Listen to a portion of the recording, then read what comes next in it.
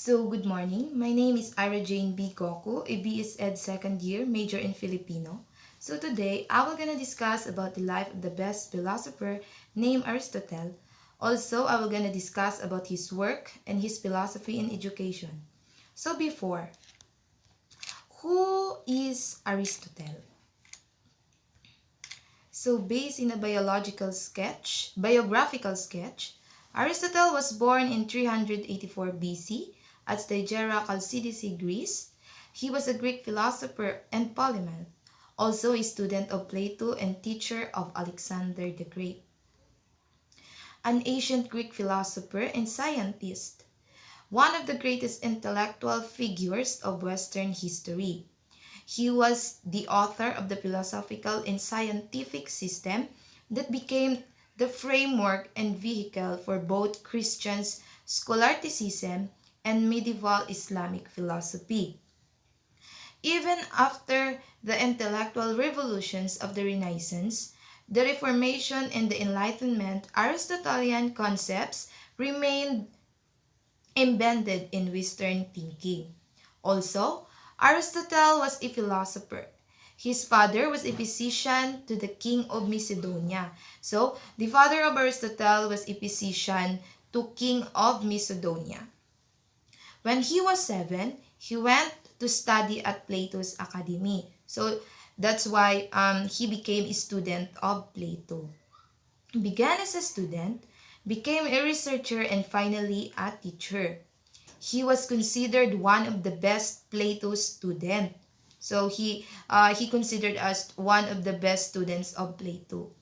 Aristotle left and founded Lyceum.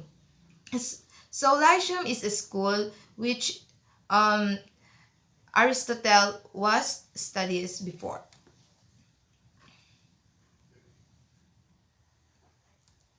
The next, introduction. Among the pioneers of human knowledge, Aristotle was undoubtedly the greatest. His philosophy included almost all sciences and humanities, such as logic, mathematics, physics, biology, and psychology, metaphysics and ethics, politics and aesthetics. His range was encyclopedic, original as well as creative. His influence in philosophy surpassed even that of his master Plato. His position in the history of philosophy is unique. Aristotle was undoubtedly master of those who know. Based on the introduction, among all the pioneers, among all of the pioneers of human knowledge, but Aristotle is undoubtedly the greatest. Kumbaga, siya yung pinaka most powerful because nasa itaas siya, kumbaga nasa greatest, nasa una. Then also he includes in his philosophy the all sciences and humanities, which is yun nga yung sinabi ko, yung logic, mathematics, physics. Then also he surpassed the capacity of his teacher Plato. Mas marami pa siyang nalaman compare kay Plato. That's why all of his philosophy was called unique. Also, Aristotle was undoubtedly master to those who know. Tinawag siya na master of those who know because nga yung sa sinabi ko na meron siyang kakayahan o yung naka-based yung isip niya or yung utak niya into intellectual thinking, such as yun nga, mahirap ang mag-isip into a logical or even in a mathematical. Yung pinagagana mo yung analytical or yung critical thinking mo, which is yun yung meron si Aristotle. Kaya naging best philosopher siya. The next. Then, we will gonna discuss also about the style and methods. During in Aristotle concept of style and method, the first method he used by Aristotle for his investigations was scientific. When we say scientific, nakapaloob na dito yung tinatawag na halos lahat is nabi-based Kumbaga, yung kailangan mong ganahin muna yung analytical thinking mo, which is yung ginagamit mo yung scientific method. Kaya yun yung ginamit ni Aristotle in base of his investigation during, siguro gumagawa siya ng mga theory niya. Then, Aristotle was analytical and logical in his treatment of subject. Yun nga, yung sinabi ko. So, dito din, ginamit na, or yung style na ginamit ni Aristotle in his philosophy was also analytical and logical. When we say analytical, ito yung ginagamit mo yung critical thinking skills mo, such as also the logical, which is, kumbaga, hindi na yun yung nakafocus lamang sa maliit na meaning, which is, naghahanap pa ng deep meaning to surpass a philosophy. That's why, yan yung isa pa sa ginamit na method ni Aristotle. Then, the third one, Aristotle was practical and realist. When we say practical, kumbaga, practical yung mga ginagamit niya, kumbaga based in the experience, also realist or yung makatotohanan. Kumbaga based in the experience na hindi lamang yung theory niya na pinag-isipan niya lang, but Aristotle was practical and realist. Practical kung ano yung mas naaayon. Then, Aristotle's philosophy. So first, direct observation of nature. So when we say direct observation of nature, ito yung na-observe mo or na-observe ni Aristotle during his philosophy in the nature. Like for example, if pumunta ka sa isang lugar, which is yung environment doon is maganda para sa iyo. So direct mo na ma-observe na maganda yung environment doon because na-observe mo, which is na-experience mo. And then, the next is give importance to historical consciousness. So when we say give importance to historical consciousness, according to Aristotle's philosophy, nagbibigay ng importansya pa rin. It gives importance to historical consciousness way back nung mga sinauna pa na historical background or consciousness in philosophy, which is the 19th century, 20th century, because ngayon it is a 21st century, but at least ginagamit pa din. Then next, let's proceed to Aristotle's writing. So Aristotle wrote as many as 200 treatises and the other works covering all areas of philosophy and science. Of those none survive in finished form, the approximately 30 works through which his thought was conveyed at later centuries consist of lecture notes by Aristotle or his students, and draft manuscript edited by ancient scholars, notably Andronicus of Rhodes, the last head of the Lyceum, which arranged, edited, and published Aristotle's extant work in Rome about 60 BCE. The naturally abbreviated style of these writings makes them difficult to read even for philosophers. So, ang mga writing ni Aristotle during his works or yung mga ginagawa niya na writings is, it is style by abbreviated o yung abbreviation. Kumbaga, hindi siya yung literal na words na nakalagay. Na like for example, writing or like for example, education. Hindi yung education na word, which is naglalagay lang siya ng mga abbreviation letters or style, which is nahihirapan yung mga ibang philosopher na magbasa or mabasa nila yung ginagawa ng mga writings ni Aristotle. Kaya nga yung iba hindi nila magaya. Then, also, kaya tinawag siya na unique. Unique yung mga gawa ni Aristotle because of the abbreviated style na ginagawa niya sa mga writings niya. Then, kung nakikita nyo sa pictures, merong dalawang pictures dyan. Yung sa isa is may nakalagay na Aristotle Masterpiece of the Secret of Generation. So, isa yan sa mga masterpiece na ginawa ni Aristotle or yung mga writings niya. Then, the next slides, we will gonna tackle about the notable works of Aristotle.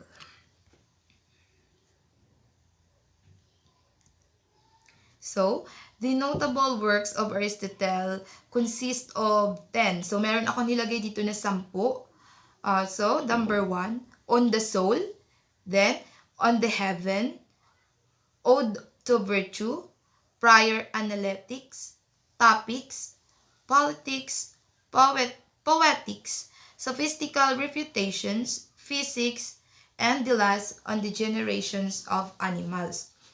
So, lahat itong mga notable works ni Aristotle is, kumbaga nakabase siya into science and humanities. Then, also, let's proceed into the next slides, which is the branches of philosophy. So, in branches of philosophy, meron ako nilagay na 4. So, number 1 is metaphysics. So, when we say metaphysics, ito yung mga nilagay ko dito is a shortcut term or shortcut meaning. But at the next slide, matatakal ko doon kung ano talaga yung metaphysics, yung epistemology, logic, and the values. So, metaphysics, question related to existence. So, when we say question related to existence, kung yung mga tanong na, like for example, because yung philosophy or si Aristotle is also known for curious or yung tinatawag na wondrous pala. Yung mahilig siyang tanong, like for example, how does the chick grow in an egg? Like, what makes people happy? Always siya na nagko-question. So, in metaphysics, questions relate to existence. Kung ba existence ng mga bagay-bagay, like for example, sa tao, paano ba nag-exist ang tao? Paano ba nag-exist ang halaman? Paano ba nag-exist ang mga bagay-bagay? So, in metaphysics, in branches of philosophy, yun nga yung sinabi ko. It deals in the, or it questions related to existence. Then, the next one is epistemology or questions related to knowledge. Kung yung metaphysics, it's about questions related to existence. The epistemology naman is questions related to knowledge. Kumbaga, mga tanong naman ito na related sa knowledge o yung sa kakayahan or katalinuhan ng tao. Then, the next one is the logic or theory of correct reasoning. So, when we say logic, di ba, napapaisip ka. Theory of correct reasoning, kumbaga, theory yun siya if it is correct ba yung example, o correct ba yung meaning nun o hindi. So, in logic, you will gonna use yung sinabi ko, yung analytical or yung critical thinking skills mo, which is magagamit mo on how to solve illogic problems. So, in branches of philosophy, logic is also included. Then, the last one is the ethics. So, when we say ethics, or yung values, or yung moral aspect or moral values ng tao, which is nakapabilang din siya sa branches of philosophy. Then, okay, next one. So, ito na nga. Aristotle and metaphysics. So, metaphysics is the branch of philosophy concerned with the study of first principles and being, in other words, metaphysics is a study of the most general aspect of reality, such as substance, identity, and the nature of mind and free will. It is a study of nature and the nature of the world in which man lives. Yung nga sinabi ko kanina na ito ay nagtatackles it about questions of the existence. Like for example, in the substance, in the identity, yun, ang yung sa identity, doon papasok yung maaari yung tao o yung existence kung paano ba yung identity ng isang tao. Next. Aristotle and epistemology. So, epistemology is derived from two Greek words, which is episteme, or the knowledge, and logos, or science, and means the science of knowledge. As employed in philosophy, the word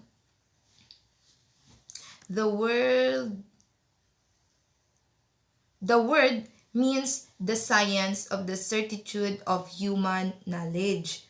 So, yun na nga, sinabi ko sa epistemology, it's about knowledge and science. So, kumbaga, nakakonekta yung science and knowledge. para magamit ng isang tao. Then, the next one, Aristotle and logic.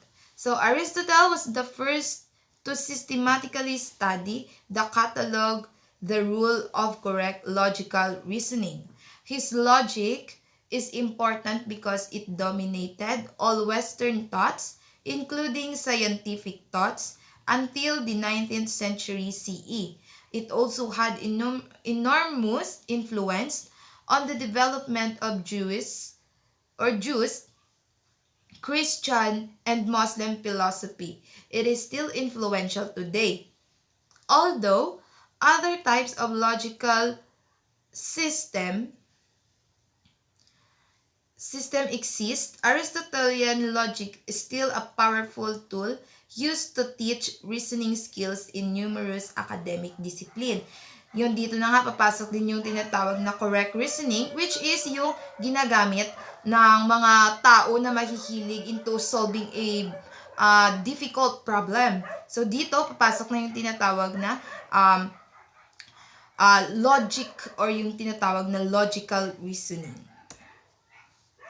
The last is the Aristotle and ethics. So ethics, also known as moral philosophy, is a branch of philosophy that involves systematizing, defending, and recommending concept of right and wrong conduct.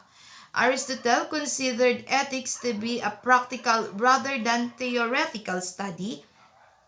One aimed to become a good and doing good rather than knowing for its own sake. So based on Aristotle and ethics, so he considered that ethics to be a practical rather than theoretical. So when we say practical rather than theoretical, ginagamit yung practical based on the nararanasan o yung na-experience niya, which is yung practical na ginagawa niya compared to theoretical study, which is walang katotohanan. Kumbaga, it's based on theory lamang. Kumbaga, study niya pa lang yun. Hindi pa nakapaloob doon yung exact meaning rather than doing for its own sake. Naintindihan niyo ba? Then, next.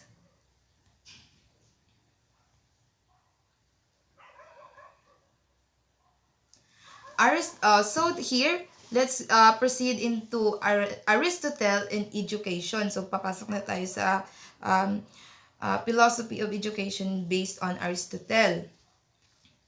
So, the aim of education was not only the attainment of knowledge, but also the attainment of happiness or goodness in life. So, based on Aristotle, the aim of education, so first, was not only the attainment of knowledge, but also the attainment of happiness. Kumbaga, hindi ka lamang kukuha ng knowledge, or hindi lamang yung knowledge yung gusto mong makuha. Also, na gusto mo rin maging maka-gain ng tinatawag na goodness in life, and also the happiness. Kumbaga, nag-aaral ka hindi lamang na para makakuha ng knowledge, but at the same time is yung masaya ka sa ginagawa mo. Like for example, yung pagkukuha mo ng course in college or yung profession, if hindi mo gusto yung kinuha mo, talagang hindi ka masaya. Na kumbaga kumuha ka lang for the sake of knowledge or for the sake of job, na meron ka lang na matatawag na meron kang trabaho. But if you attain it with happiness in gaining knowledge, then mafe-feel mo na masaya ka kasi at the same time nakaka-learn ka na ng knowledge, at the same time masaya ka sa ginagawa mo dahil yun yung gusto mo.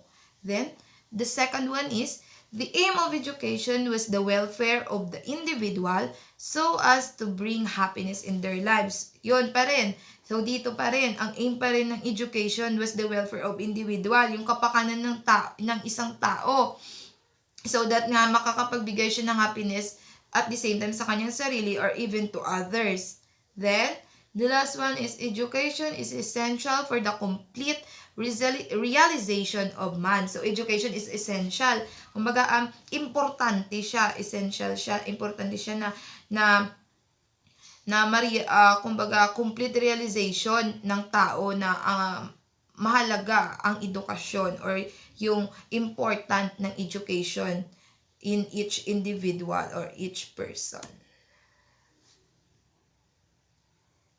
Next, Aristotle's scheme of education. So, meron ditong tatlo. So, first, based on Aristotle's scheme of education, the early education is the responsibility of parents. So, when we say early education, ito yung tinatawag na yung tinuturo ng mga magulang natin simula pagkabata hanggang sa nagkatuto tayo. Dahil hindi naman pagkalabas natin sa mga magulang natin is meron na tayong alam o yung sasabihin natin na papasok na tayo sa paaralan. So dito, the first teacher who taught us was our parents. So sila yung una sa lahat na nagtuturo sa atin ng mga dapat nating matutunan kung paano maging mabuting tao. Then, the second one is the further education is the responsibility of state. So, when we say further education, dito na yung papasok yung nag-aaral na tayo, which is yung sa school na talaga. Or, yung like for example, in college. So, when we say responsibility of the state, responsibility ng government, like for example, in the public schools, they have the responsibility to give or be educated, give education or to be educate these students or the young individuals to achieve or to aim their dreams in life. So, meron silang responsibility ang state na bigyan tayo ng good education. Then, the last is, at the same time, parents are responsible for moral development. So, when we say moral development, dito na papasok yung tinuturo sa atin ng mga good values or yung ethics na tinuturo sa atin ng parents natin. So, responsibility nila na turuan tayo at the same time ng moral development or moral values. The next one.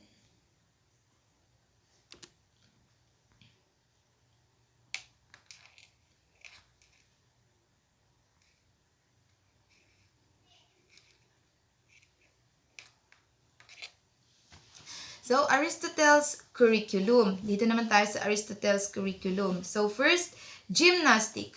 To develop sportsmanship, spirit, and to develop good habit for the control of passion and appetites. So, in gymnastic, nakapaloob dito sa curriculum ni Aristotle is yung gymnastic, which is yung nadidevelop yung sportsmanship spirit, also the building of a socialization also or a good habit, which is nakakatulong din ito sa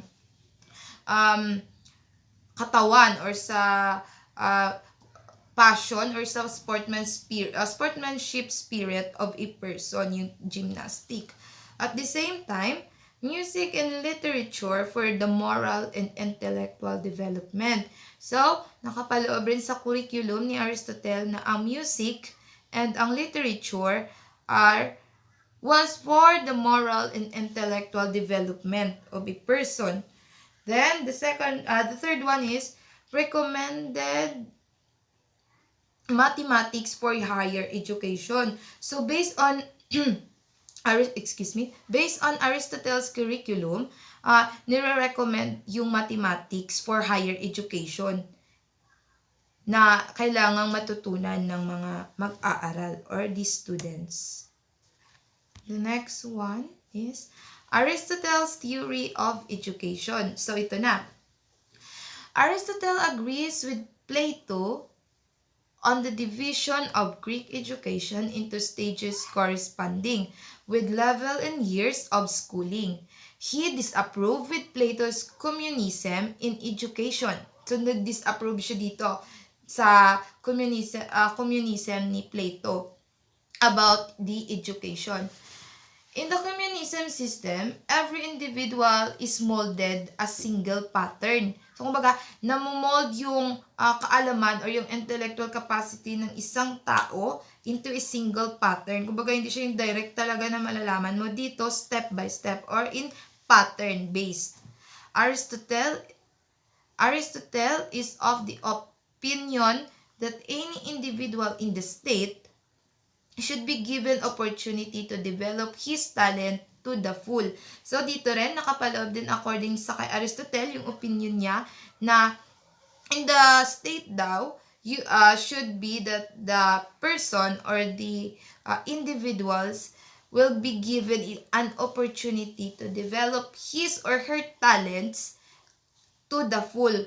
So, yung kumbaga hindi na-develop yung kakayahan niya na kung ano lamang yung capacity ng alam niya.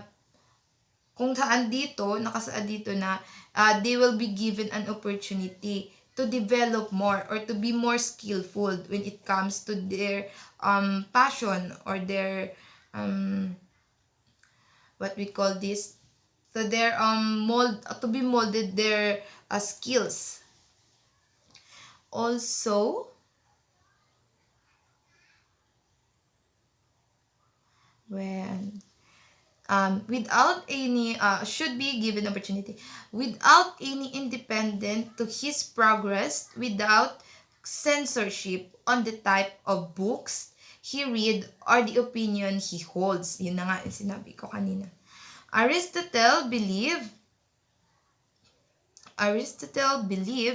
that since state is an organic unit and since that to be ruled by men who have been brought through education vision of the true forms of highest goodness.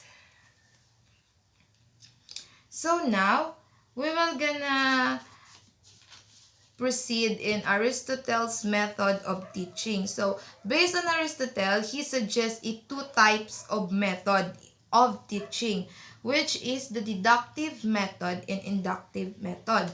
So, when we say deductive method, it is a deductive method or deductive reasoning works from the more general to the more specific.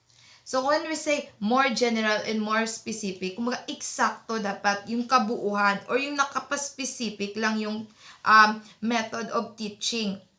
Kumbaga kung saan lang yung dapat na ma-range ng kaalaman nila is dun lamang dapat naka-based. Compared to inductive, when we say inductive method or inductive reasoning, works the other way, moving from specific observation to broader generalization and theories naman. So, kanina, in deductive reasoning, it works in a general and more specific. Yung dito naman sa inductive, magkaiba or yung kabaliktaran niya, yung kasalungat ng nasa deductive, because dito naman it is moving a specific observation to a broader generalization of and also the theories.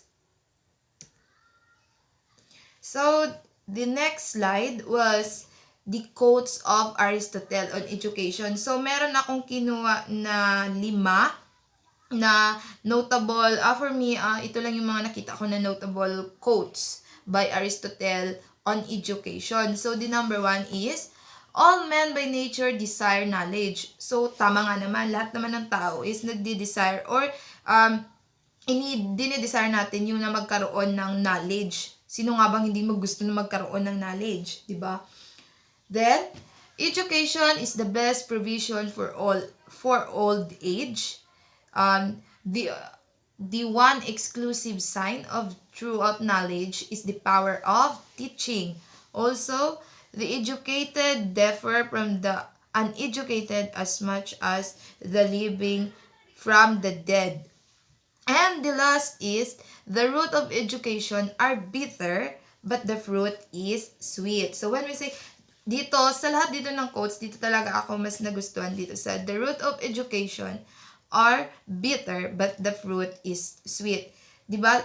Habang, like for example ngayon, during this pandemic, marami tayong napagdaanan na hardship and also challenges as a student. Dahil yung iba, hindi naman lahat merong yung tinatawag nyo ng mga new invented technology na mas mapapadali yung mga learnings, yung pag-gather natin ng learnings. So, the root of our education is bitter. Makakasabi ka talaga na mapait dahil marami tayong mapagdaanan. Marami tayong, parang sinasabi pa nga ng iba na dadaan pa muna tayo sa butas ng karayom bago tayo maging isang ganap na professional.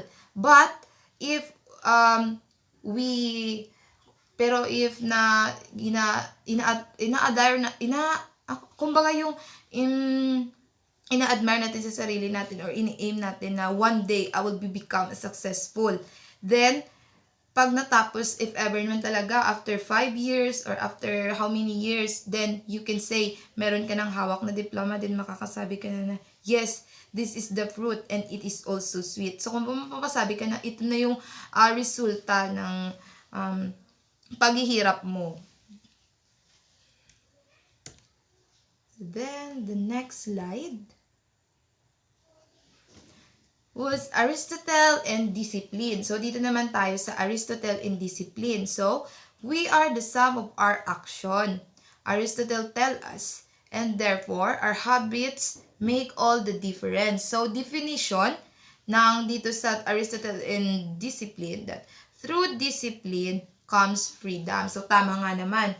Through discipline, magkakaroon talaga tayo ng freedom. But, nasa inyo kung paano nyo gagamitin, because not all have a good discipline as well as, especially nowadays, during this 21st century. Halos yung mga kabataan ngayon is umaasa na, kumbaga ini-aim nila na meron silang freedom sa lahat ng bagay, which is hindi naman nila iniisip na tama pa ba yung discipline or yung tama pa ba yung mga actions na ginagawa nila, na tama pa ba ito? Angko pa ba ito sa angko pa ba ito sa kinagagalawan nila ngayon? Which is, yung through disciplines comes freedom. So, we have our own freedom. Like, for example, if you suggest something like that, so, you have your own freedom when it comes to do your own actions. Then, the next, let's proceed to Aristotle and realism. So, in Aristotle and realism, there are 7 principles. So, the first one, in the first principle, Aristotle believed that each piece of matter has universal and particular properties. So, according yun kay Aristotle, based on his realism or based in the realism, that he believed that each piece of matter has universal and particular properties.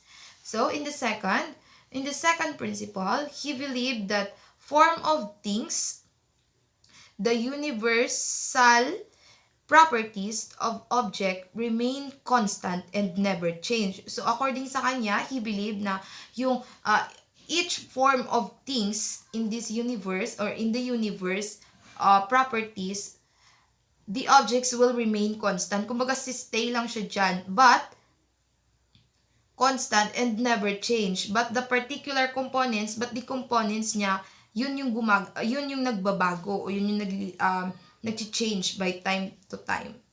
Then, the third principle, he believed that design and order are present in the universe and all things happen in an orderly fashion.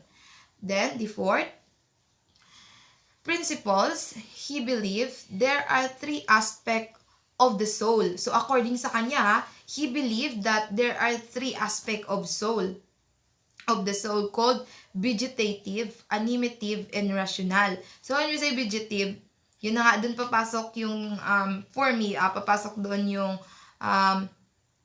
yung mga tao o yung, kumbaga, yung soul of a person which is vegetative siya. At the same time, yung sa iba na naman, yung aspect of soul naman is animative or yung mahilig sila sa animation. Yung kumbaga, mahilig sila into imagine something or yung kung saan-saan ang umaabot yung mga imagination nila. That's what they called animative. And the last is yung rational. So, meron din namang aspect of soul na rational siya.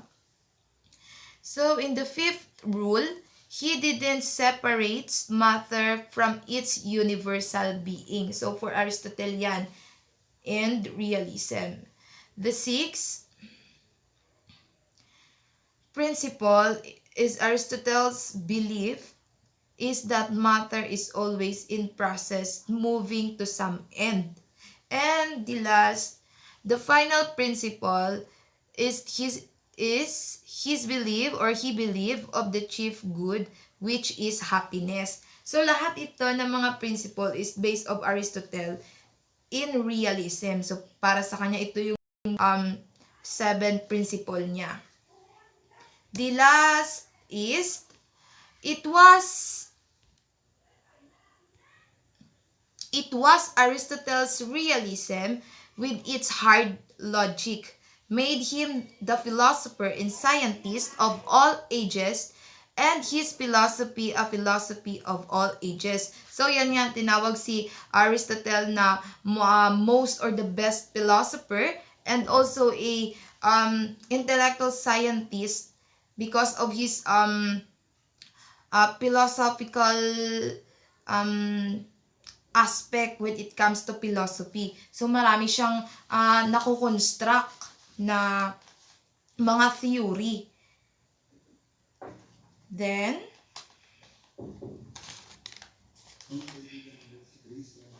so that's all for my report.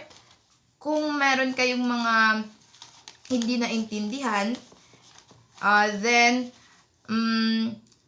for me siguro I will gonna do my best for my other report, and that's all. Thank you and God bless.